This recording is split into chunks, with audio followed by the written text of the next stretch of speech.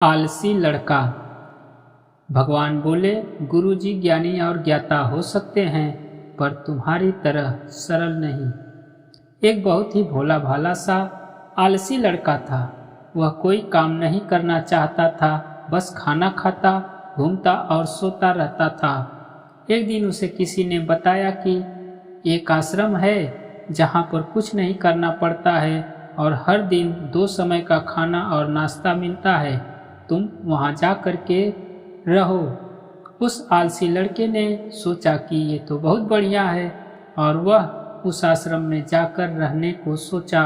और फिर वह भोला भाला आलसी लड़का अपना सारा सांसारिक जीवन छोड़कर उस आश्रम में जाकर रहने लगा। आश्रम में गुरुजी रहते थे। वह कुछ समय सबको प्रवचन देते हैं। वह आलसी लड़का सुनता था, बाकी समय आराम करता था और फिर भर पेट खाना खाकर सो जाता था। ऐसे ही उस लड़के का दिन गुजरता गया। एक दिन उस आश्रम में कुछ भी नहीं बना। नाश्ते के समय नाश्ता नहीं मिला। उसने सोचा, नाश्ता नहीं मिला, भोजन तो मिलेगा। अब भोजन के समय भी उसे भोजन नहीं मिला। लड़का दौड़ करके गुरुजी के पास गया और उसने पूछा कि आज भोजन क्यों नहीं बना। गुरुजी ने कहा कि बेटा, आज एकादशी है और जितने भी आश्रम के सदस्य हैं उनका उपवास है और तुम्हारा भी आज उपवास है। आज भोजन नहीं बनेगा। वह लड़का आलसी था और उसे भूख भी बहुत लगी थी। उसने गुरुजी से बोला कि मैं उपवास नहीं रहूँगा, मुझे भूख लगी है, मैं खाना खाऊंगा। गुरुजी ने बोला, ठीक है, जाओ भंडारे में से सामान ले कर के आओ और आश्रम में नहीं, बाहर ले जा कर के बना लो। लेकिन याद रखना, भोजन बनाने के बाद सबसे पहला भोग भगवान को लगाना और फिर तुम प्रसाद पाना। वह लड़का बोला, ठीक है, और फिर अनाज लेकर नदी की ओर पहुंचा। भोजन पकाने लगा, तैयार हुआ। उसके बाद कहने लगा कि भगवान श्री राम आइए, पधारिए, भोग लगाइए। अब जब उसे लगा कि भगवान तो आ नहीं रहे हैं, तो फिर कहने लगा कि मुझे मालूम है आपको तो अच्छा खाने की आदत है, मैं बना नहीं पाया और मुझे अच्छा भोजन बनाने भी नहीं आता, लेकिन जो भी रूखा सूखा बना है आकर खा लीजिए।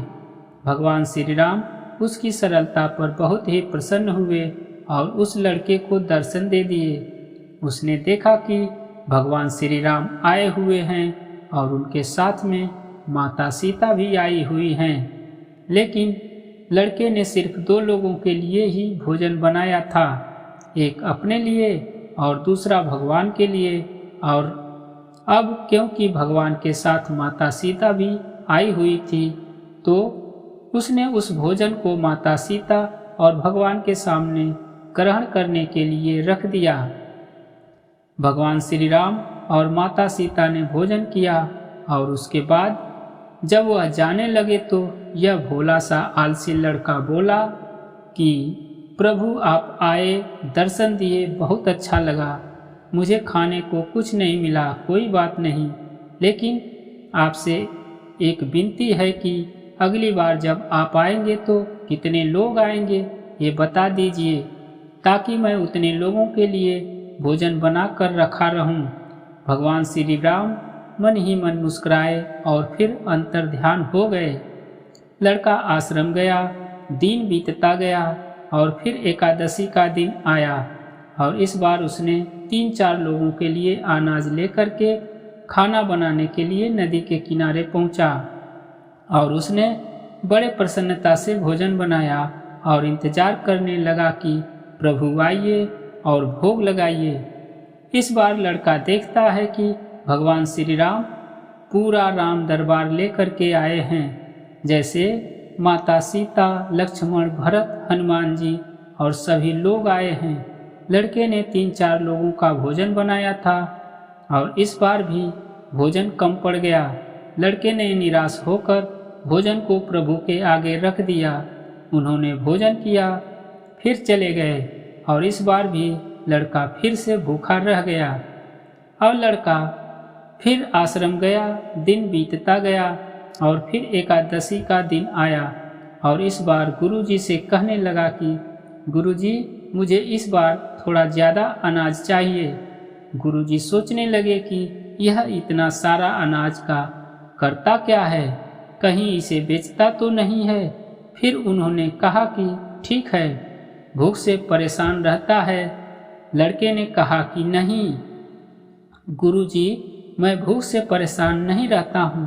प्रभु के साथ बहुत लोग आते हैं, उनको भी तो भोजन कराना पड़ता है।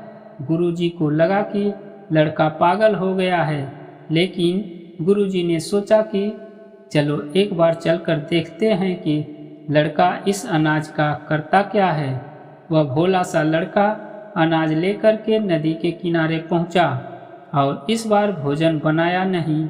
उसने सोचा कि प्रभु हर बार ज़्यादा लोगों को लेकर के आते हैं, इस बार वह जितने भी आएंगे खुद बना करके भोग लगा लेंगे। और फिर प्रेम से प्रभु को बुलाने लगा। गुरुजी ये सब छुप कर देख रहे थे कि ये भोजन तो बनाया नहीं और प्रभु को बुला रहा है, लेकिन लड़के ने देखा कि इस बार प्रभु के साथ बहुत से लोग आए हुए हैं, तो उसने प्रभु के सामने हाथ जोड़ करके कहा कि प्रभु माफ़ करना, आप बहुत सारे लोग आते हो, मुझे संख्या पता नहीं होती है और मेरी हिम्मत भी नहीं होती है कि इतने सारे लोगों के लिए भोजन बनाऊं। आप स्वयं आइए, बनाइए, खाइए और भोग लगाइए।